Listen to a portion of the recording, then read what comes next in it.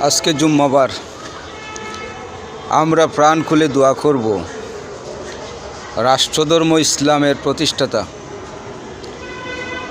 সংবিধানে বিসমিল্লাহ সংযোজনকারী, ইসলামের খেদমতকারী, বাংলাদেশের মেধাবী রাষ্ট্রপতি পল্লীবন্ধু এরশাদ সাহেবের জন্য আমরা প্রাণ খুলে দোয়া করব।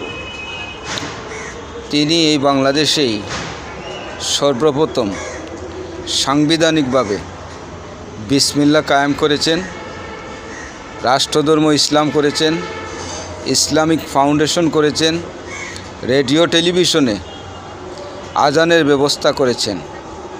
আমার বিশ্বাস আল্লাহ তাআলা পল্লীবন্ধু এরশাদকে সেই উসিলায় জান্নাত নসিব করবেন।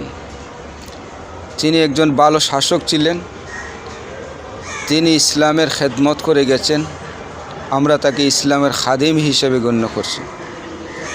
সবাই দোয়া করবেন এবং না ভোটে ভোট দিবেন। যদি না ভোটে ভোট দেন তাহলে এদেশে রাষ্ট্রধর্ম ইসলাম বাঁচবে, বিসমিল্লাহ কায়েম থাকবে, সংবিধানে বিসমিল্লাহ সংযোজন থাকবে, রাষ্ট্রধর্ম ইসলাম থাকবে। আর না হয় এই বাংলাদেশ থেকে ইসলাম চলে যাবে। আসুন আমরা সবাই প্রাণ খুলে দোয়া করি। আজকে জুম্মাবার ছুটির দিন, তিনি এই ছুটির দিন শুক্রবারকে ঘোষণা করেছিলেন রাষ্ট্রীয়ভাবে। আমরা পল্লীবন্ধু এরশাদের জন্য প্রাণ খুলে দোয়া করব। আমিন। আল্লাহ তাআলা কবুল করুক।